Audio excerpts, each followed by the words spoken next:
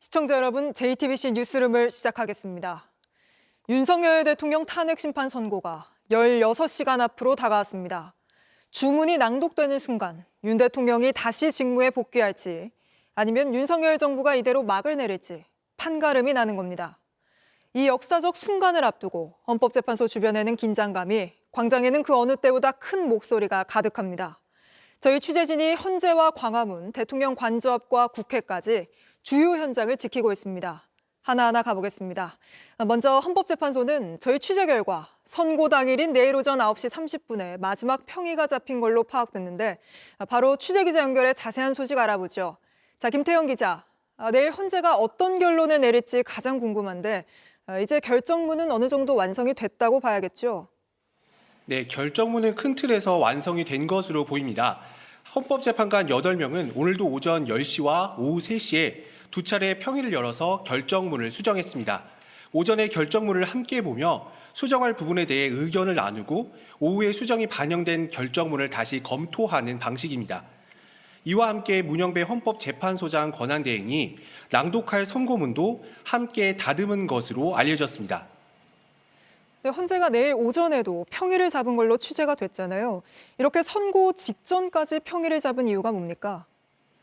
저희 취재 결과 내일 오전, 그러니까 선고 직전인 오전 9시 30분에 마지막 평의가 잡힌 것으로 파악됐습니다. 결정문과 선고문을 최종 점검하기 위한 것으로 알려졌는데요. 현재는 선고 전에 결론이 미리 알려지지 않도록 철통 보안을 지키고 있습니다. 이를 위해 내일 별도의 보도자료는 배포하지 않는다고 했습니다. 보도자료를 준비하는 과정에서 결론이 미리 유출될 수 있다고 판단한 겁니다. 내일 선고 결과에 대한 관심이 무척 큽니다. 직접 방청하고 싶다고 신청한 사람이 10만 명 가까이 된다고요? 네, 방청석 20자리는 추첨을 통해 일반인에게 배정되는데 최종적으로 96,370명이 신청해 4,818대 1의 최종 경쟁률을 보였습니다. 박근혜 전 대통령의 탄핵 심판 선고 때 기록한 796대 1의 경쟁률을 훨씬 뛰어넘었습니다. 지금 헌재 주변은 이렇게 경찰 차벽으로 촘촘히 둘러싸여 있습니다. 5시간 뒤인 자정부터는 가포 비상도 발령됩니다.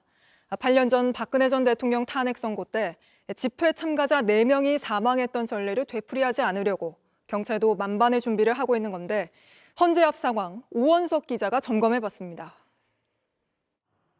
탄핵 심판 선고까지 25시간 남은 오전 10시. 헌법재판소 인근을 살펴보기 위해 안국역에서 출발했습니다. 지하 통로부터 긴장감이 감돕니다. 안국역 1번, 2번, 3번 출구를 폐쇄한 상태니 선고 당일 안국역은 폐쇄되고 지하철도 무정차 통과합니다.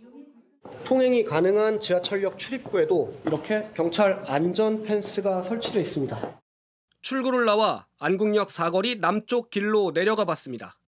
건물은 봉쇄됐고 따릉이는 치워졌습니다. 탄핵 반대 집회가 열리고 있는 무대 뒤에는 경찰 차벽이 설치됐습니다. 차벽이 높이가 몇 미터 정도 되죠? 정확히 4km. 흥분한 시위대가 경찰 버스를 탈취하는 만일의 상황을 막기 위해 경찰 버스는 차벽 뒤에 배치했습니다. 시위대 진입을 차단하기 위해 동선을 꼬아놨고 집회 현장으로 넘어가려고 그러는데요. 돌아가셔야 됩니다. 유튜버는 헌재 근처에 접근할 수 없습니다. 그래서 유튜버에 오시면 안 된대요. 아, 유튜버 아니고 JTBC 기자예요. 아, 기자세요? 다시 차벽 안쪽 헌재 앞 사거리로 돌아왔습니다. 안국역 사거리 동서남북이 모두 통제된 상황. 집회 현장과 달리 고요함이 감돕니다. 헌법재판소에서 약 100m 떨어져 있는 안국역 사거리입니다. 이곳에서는 집회, 시위가 모두 금지돼 있습니다. 외국인 관광객은 경찰 도움을 받습니다. 14 minutes. 14? Yeah. Okay. Alright. Thank you. 헌재로 올라가는 길목은 출입증이 있어야 통과할 수 있습니다. 헌재 출입이요? 예.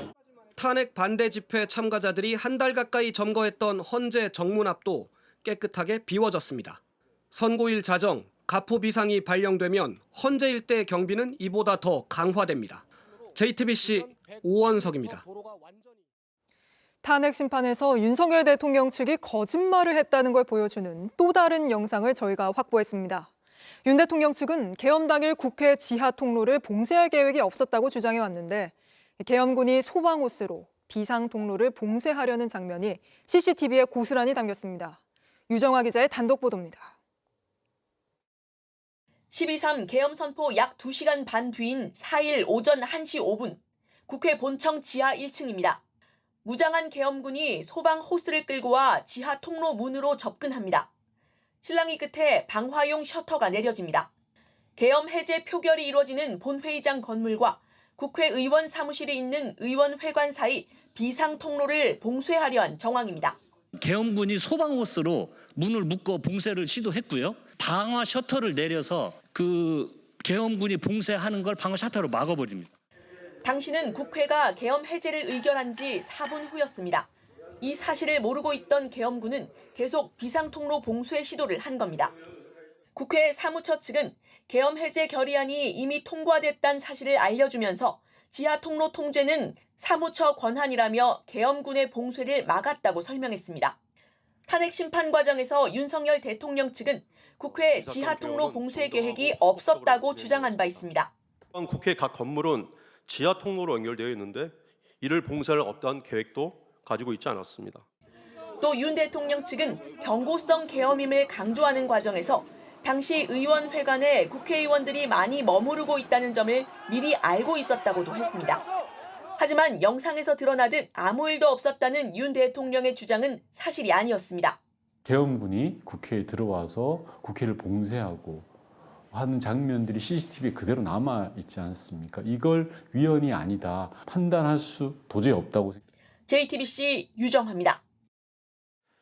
선고를 앞두고 JTBC는 11차례에 걸친 윤 대통령의 탄핵 심판 변론 내용을 분석했습니다.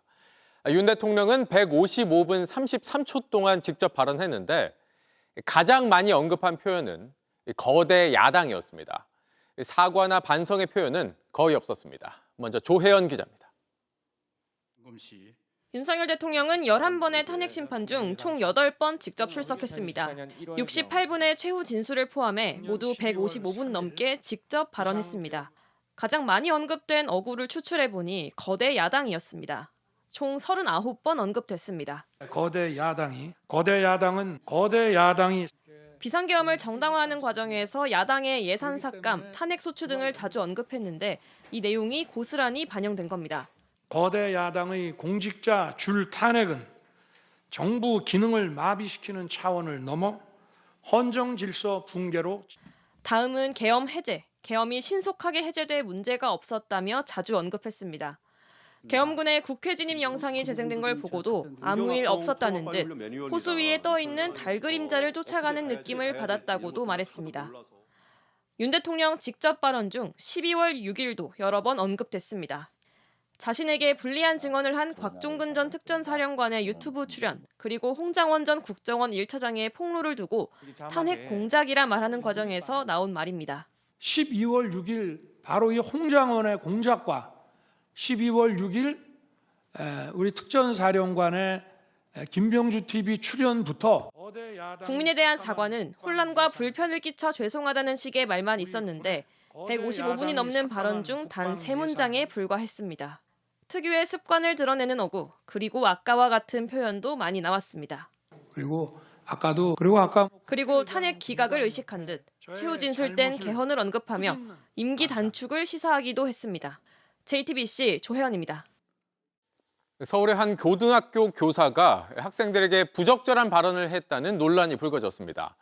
여학생들에게 늙어서 아이를 불량하게 낳을 거냐며 출산을 강요했다는 건데 과연 교사가 학생들에게 할 수 있는 말인지 직접 들어보시죠.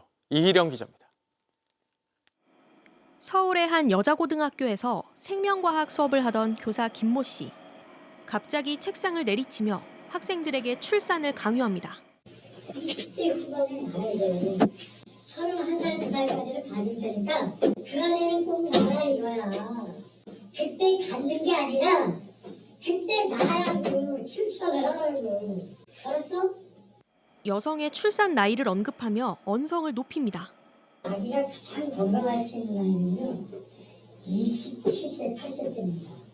여자의 이 자체가 일반이 가장 왕성하고 튼튼하고 가장 이게 성숙했을 때 늙어가지고 불량하게 날 거냐고.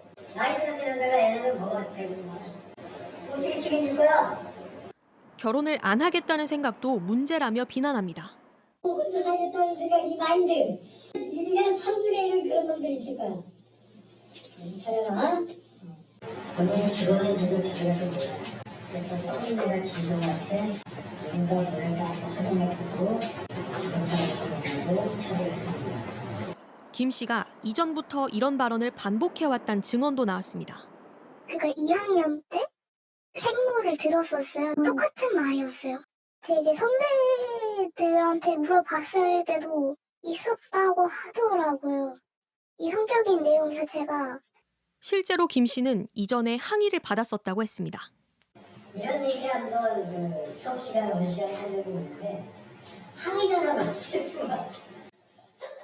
왜 수업 시간에 애 나와서 아니 생명과학 시간에 가지고 어떤 시간에. 불쾌감을 느낀 학생들은 이를 외부에 알렸습니다. 국민신문고에도 항의 민원이 쇄도했습니다. 그러자 김 씨는 학생들에게 자신이 한 발언을 표시하라며 실명으로 설문지도 쓰게 했습니다. 설문지에 적힌 일부 표현도 상당히 부적절했다는 지적이 나옵니다. 논란이 커지자 교육청은 해당 학교와 사안에 대한 조사를 시작했습니다. 수업에서는 되게 됐습니다. 아이들과는 격리됐고요. 하지만 이 학교가 사립고등학교인 탓에 교원 징계는 학교 재량에 달려 있습니다. 서울시 교육청은 오늘 학교에 방문해 특별 장학을 진행했고 적절한 조치를 취하겠다고 했습니다. JTBC 이희령입니다. JTBC 뉴스를 시청해 주셔서 고맙습니다. 저희는 저녁 6시 30분 뉴스룸에서 뵙겠습니다.